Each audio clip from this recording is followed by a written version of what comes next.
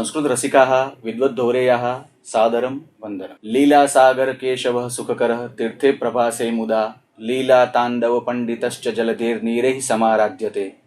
वेलालोलसत्समुद्र गभीरो गर्जंश्च द्वारे स्थितो भाति श्रीयुत सोमनाथ इति पुतो विश्वविद्यालयः। लीलासागर भगवान श्री कृष्ण के पवित्र तीर्थक्षेत्र एवं लीला तांडव पंडित नटराज राजेश्वर भगवान महादेव शंकर का पवित्र यह क्षेत्र सोमतीर्थ, यहाँ पर विद्यमान श्री सोमनाथ संस्कृत विश्वविद्यालय गुजरात का एकमात्र संस्कृत विश्वविद्यालय है। पूर्णता गौरवाय यह सिद्धांत वाक्य के साथ गुणवत्ता को केंद्र में रखकर यह विश्वविद्यालय इस शैक्षणिक वर्ष को शैक्षणिक गुणोत्कर्ष वर्ष के रूप में उद्घोषित कर रहा है। इसी उपक्रम के अंतर्गत साक्षात्कार धारा कार्यक्रम में एवं यूनिवर्सिटी में क्रियान्वित प्राच्य विद्या शिक्षण एवं प्रशिक्षण केंद्र के अंतर्गत पांडुलिपि एवं लिपि विज्ञान प्रशिक्षण वर्ग के कार्यक्रम में प्रदर्शनी के उद्घाटन समारोह में श्री विठल भट्ट जी हमारे मध्य में आज उपस्थित हैं। मैं उनका हार्दिक स्वागत करता हूं। जय सोमनाथ गुरु जी। श्री विठल भट्ट जी राष्ट्रीय स्वयंसेवक संघ में वर्षों से अपनी सेवाएं प्रदान करते रहे हैं। विशेष पिछले 3 वर्षों से संस्कृत भारती के पश्चिम क्षेत्र के संगठन मंत्री हैं। आपने वर्षों से संस्कृत की सेवा में अपना जीवन व्यतीत किया है। पुनः यूनिवर्सिटी परिवार की ओर से मैं आपका स्वागत करता हूं और हमारी कुछ जिज्ञासाएं हैं। उसमें सबसे पहली जिज्ञासा यह है कि श्री सोमनाथ संस्कृत यूनिवर्सिटी में आपका पदार्पण प्रथम बार हुआ है। इस परिसर में आप पहली बार पधारे हैं।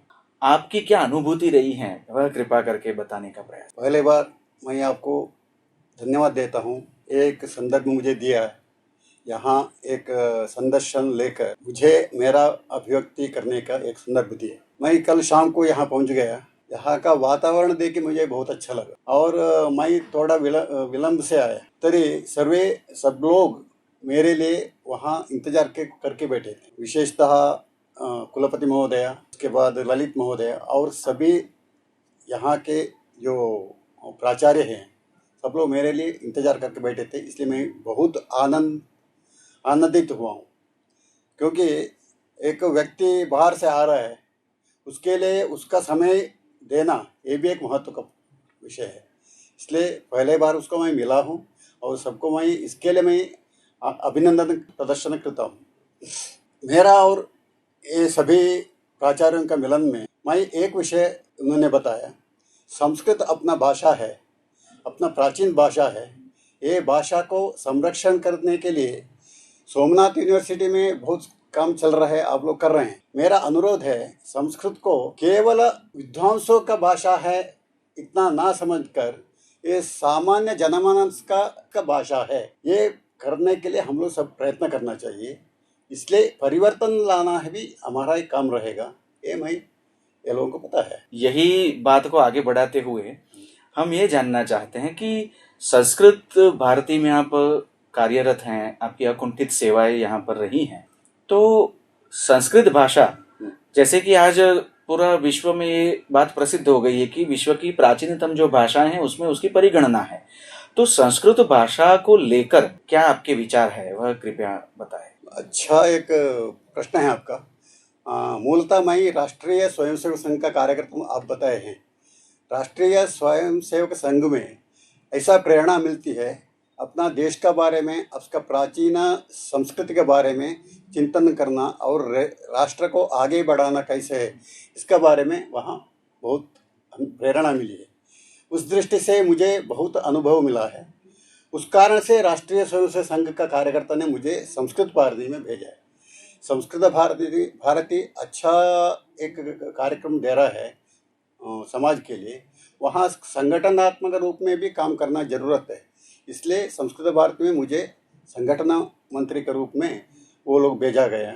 यहाँ प्राचीन भाषा संस्कृत है और जनमानस में ये भी है, संस्कृत एक मृत भाषा है। संस्कृत अभी उसका अभ्यास करके फ़ायदा नहीं है, और संस्कृत में हम अध्ययन करेंगे उससे क्या मिलेगा, लेकिन ये समझाने के लिए संस्कृत भारती का काम है। क्योंकि संस्कृत भारती मृतभाषा है बोलते हैं, लेकिन उसको देवभाषा बोली मानते भी। इसलिए देवभाषा को संरक्षण करना अपना कर्तव्य है। और संस्कृत को संस्कृत में पढ़ने से उसको समझ आ जाता है। वास्तविक में क्या होता है, संस्कृत अन्य भाषा को गुजरात में गुजराती भाषा को गुजरात में पढ़ते हैं, आंग्ल भाषा को आंग्ल भाषा में पढ़ते हैं, लेकिन संस्कृत पढ़ते से संस्कृत को गुजराती भाषा में अनुवाद करके पढ़ते हैं। ये दृष्टि ठीक नहीं। इसलिए संस्कृत को संस्कृत में पढ़ेगा तो वो उसमें सुलभ हो जाता है। संस्कृतम संस्कृत माध्यमेन। हाँ, संस्कृतं संस्कृत माध्यमेन पठन्ति चेत् ते सम्यक् भवति। अतः अहं यः अपि अस्माकं विद्यालये उक्तवान्, संस्कृतं संस्कृतेन पाठनीयम् आवश्यकम् अस्ति एकम्। द्वितीय, संस्कृत में उद्योग ना मिलता है ये केवल भ्रम है। एक व्यक्ति मैकेनिकल इंजीनियरिंग पास किया, सिविल इंजीनियरिंग पास किया या प्रोडक्शन इंजीनियरिंग पास किया, उसको भी आजकल इतना इजीली मिलता नहीं उद्योग, क्योंकि वो भी इंतजार करना पड़ता है। 5,000 10,000 पगार में शुरू करते। संस्कृत में भी केवल तुम बीए करेगा एमए करेगा तो नहीं मिलेगा, उसके लिए कुछ अधिक पढ़ना है, पीएचडी करना है या और कुछ रिसर्च का उद्देश्य से पढ़ना है तो आपको आह्वान भी मिलता है। संस्कृत प्रतिष्ठान में अनेक संस्कृत विद्यालय हैं, वो सब बीएड वाला है क्या, एमएड वाला है क्या, ये भुलाते हैं। इसलिए प्राचीन भाषा जो हम बोलते हैं इसको संरक्षण करते हैं। संस्कृत भारती प्रयत्न करता है, उसमें बहुत सारे यशस्वी भी मिला है, लेकिन इसमें जनमानस में अभी भी जो भीति है, वो कष्ट है, उसको निवारण करने के विशेष रूप से संस्कृत भारती संभाषण शिविर को आयोजित करते हैं। वो संभाषण शिविर में सुलभ रीत्या कैसे हम लोग सामान्य जनमानस लोगों से व्यवहार कर सकते हैं, सामान्य व्यवहार कैसे हम लोग कर सकते हैं, वो बोध हम सिखाते हैं। उसका वजह से जनमानस का मन में अभी परिवर्तन आना शुरू हो गया है। संस्कृत कष्ट नहीं है, सुलभ है, अपना प्राचीन भाषा है, उसको हम देव भाषा बोलते हैं, उसको हम सीखना चाहिए। इसके आगे और एक जो मेरी जिज्ञासा भी है, या कुछ देव भाषा का संरक्षण हमें क्यों करना चाहिए? मैं क्यों संस्कृत पढ़ूं? मुझे तो मैथ्स पढ़ना है, साइंस पढ़ना है, ज्योग्राफी, हिस्ट्री, वो सब पढ़ना है, आर्ट्स के विषय पढ़ने हैं, तो संस्कृत क्यों पढ़ना है? तो उसके ऊपर गुरुजी कुछ आपके जो विचार है वो आज का जनमानस, आज का युवा पीढ़ी भी एक विषय बोलते हैं, भारत को विश्वगुरु बनने के लिए अभी सही समय है, इसलिए भारत को विश्वगुरु बनना चाहिए। विश्वगुरु कैसे बन सकते हैं? प्राचीन भारत में अनेक बाहर के लोग आके भारत देश में संस्कृत पढ़े हैं। ऐसे नालंदा तक्षशिला विश्वविद्यालय का नाम सुने भी है। अभी एक सप्ताह पहले प्रधानमंत्री जी नालंदा विश्वविद्यालय को लोकार्पण भी किए हैं। ये सब जनमानस में जानते हैं, सब लोग जानते हैं, और युवा पीढ़ी भी इसको बहुत अच्छा तरह से स्वागत किया है। अपना प्राचीन भाषा को रक्षण करना प्रधानमंत्री का भी इसके लिए सहायता है, हम भी करना है इसलिए, और ये राष्ट्र को आगे लेने में एक श्रृंखला रहेगा।